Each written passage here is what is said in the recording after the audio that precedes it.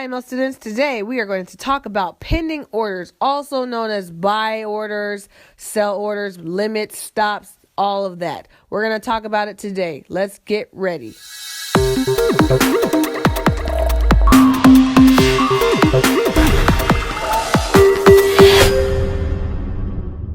Before we get started, here's a little bit about myself. My name is Adeze Duncan, representing iMarkets Live. Some of you may know me from Forex 101 on IML TV.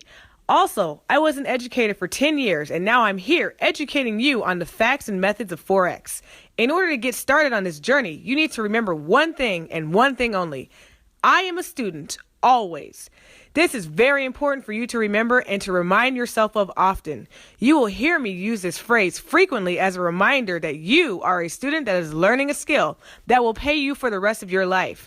Make sure that you take your time and learn what you need to learn. Pace yourself. Do not compare yourself to anyone else's progress. Always keep a winning mind frame, and you will do very well in this industry. Upon finishing this video, you should have a very good understanding of the following questions. Read through them quietly to yourself. As you are taking notes, make sure to pause this video in order to answer these questions. Here is some important vocabulary that you may want to pause the video in order to write down. When you are finished, go ahead and resume. Before I actually start talking about different types of orders, let me just say that a pending order is an order that you would actually set in order, to not have to sit at the computer screen all day or your phone and, check it all day. It's kind of like what I call like a set it and forget it order. It's an order that you set so that later on it can happen. If price is here, but it's not where you want it to be, you set this order so that in the event that price gets to where you want it to be, then your order will get activated. Okay, so that's what a pending order is for. You've got two different types. You've got an instant execution, and then you've got a pending order. Instant execution means that you're automatically into the market. The moment you press buy or sell, you are in it. But a pending order, you can press buy or sell, and it won't actually activate your order until after it's crossed a threshold. The first order that I want to talk to you guys about are stop orders. In a stop order, a threshold will have to be crossed. Notice I say this, make sure you hear me right now, has to be crossed only once, only one time before you are entered in the trade. I'm going to show you this. I'm going to show you what I mean. Stop orders are like a race. Once you cross the threshold, you are entered into the race. So you see this picture that I have where these, you got this motorcycle ski looking thing and a car, all right? And right before they cross this line, they're not in the race yet. They're not in the race until after they cross the threshold. Or think about track runners. They're always behind a line. They're on their blocks and behind the line. The moment they cross the threshold, they're in. Okay? That is what a stop order is all about. The moment you cross it one time, you are in the trade. So you see in this example right here, a sell stop. You place an order below market price, expecting price to drop. When the threshold is crossed, you're entered into the trade. Let me say this again. I want you to look at the picture, okay? You see how price is going upward, it's going up and down, up and down. It looks like it's moving up and then it turns. So now we're going to assume that maybe price wants to go down. It's made a turn. Now maybe it's going to go down. Now I don't really feel like sitting at my computer screen and waiting for price to get there. So I'm going to set my sell stop where that green dotted line is. And if price so happens to continue to move down, then I will be entered into the trade. That is a sell stop. Notice how it only has to cross the threshold one time. Now, in this picture, you see price has actually crossed the threshold. So now I am in the trade. I'm in the trade. Why? Because price did what I thought it was going to do. I thought it was going to go down. It was going to continue to go down. And it did. So now I'm entered into the trade. Yay, life is good. Now, what happens if that doesn't actually happen? What happens if price never made it down there to that green dotted line? Let's say price kind of was, where it was at before, and then it just continued to move higher. I would never be entered into the trade until it crosses that green line. Okay. So some people like to set, pending orders like a sell stop or buy stop because it brings them security, knowing that, well, if price doesn't do what I wanted it to do, then I don't lose any money anyway. Okay. Because if you would have entered that on an instant execution, thinking that it was going to go down, you would have lost money. But hey, that's the risk we take. I'm big on showing you real life examples. So, it's always easy to show a really pretty picture, of perfect drawing. So now I want to show you an actual picture. So you see here how price was going down, it looks like it's going down. And hopefully you understand, what a sell looks like, what a buy looks like. If you don't, please go back and check out my video that I created on what a buy looks like, what a sell looks like. All right. So we're assuming price is going to go down. Remember, keyword, I am assuming. Maybe I drew up my chart. Maybe I, created if-then statements. If price comes here, then I do this, and you'll understand this from support and resistance video that I was just talking about. If price does this, then that. So I'm going to assume that if price comes down here, then I want to be in a sell. So price comes down and I'm assuming that, okay, price is going to come down here. I want to be entered. So that's the actual picture. We just finished talking about a sell stop, guys. A buy stop is pretty much the same thing. It's just a buy version. All right. Same, everything applies. Right now, you're not currently entered in trade because threshold has not been crossed. You're expecting that price is going to continue to make its upward movement. All right. We're expecting price is going to rise, but we're not actually in the trade until the threshold has been crossed. So now you see that the threshold has been crossed, so I'm entered into the trade. A buy stop is just like a buy. It's regular. You expect price to rise.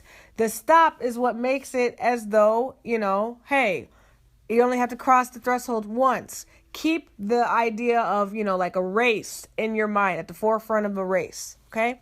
Keep that in your mind.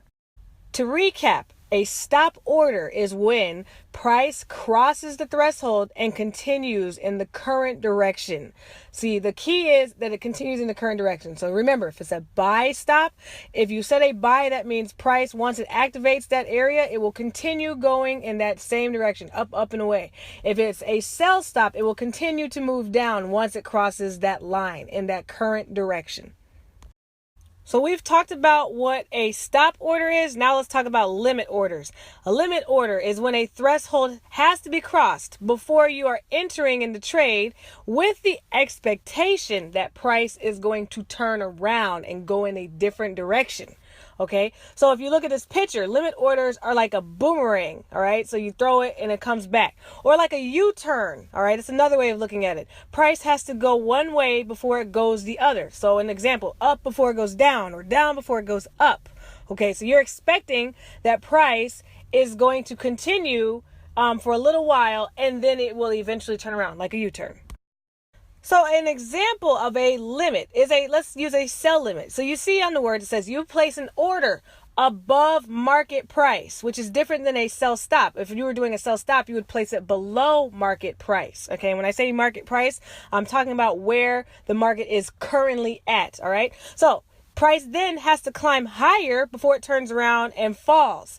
Then you'll be entered into the trade. Okay, so as of right now, you're currently not in the trade. Why? Because it has not crossed the threshold. The moment it touches that line, you are activated. The moment it touches. Here's an example of the sell limit that you were just looking at. It has now been activated. Why? Because it has actually touched the threshold and now it's activated. So what happened? You placed an order above market price, remember? And then price had to climb higher. So it did climb higher before it turns around and then falls. Then you are entered into the trade. So as you see, that's what happened here. Now, let me give you more of an actual example of when you would use a sell limit, or how would that apply like in real life, not necessarily just in the market. Think about a house. If you own a house, think about the fact that you have a house. Maybe the market is bad at the time. Whatever the going rate is not what you want for your house. You know that you can get better for your house if you wait it out, wait for the market to turn around again. So what do? You hold on to it and you decide that I will sell this house when it reaches this price, when the asking price reaches this amount, then I will sell it. So what are you doing? You're waiting for the market price to climb higher. So that's a conceptual way of understanding what's happening. Here's an actual picture of what it looks like in the market. Something to keep in mind, it's not always going to look very pretty, like how, the market came up to the line and just turned around immediately after touching it. That's not always the way it's going to look. Sometimes price is going to continue to climb higher before it turns around. And in worst case scenarios, it might actually hit your stop loss. So that's also something to keep in mind that they do, this is just something to use as part of a strategy. Here's a buy limit now. A buy limit is different in that you place an order below market price. See, that dotted line represents market price. Price then needs to go lower before it turns around and rises. Then you will be entered into the trade.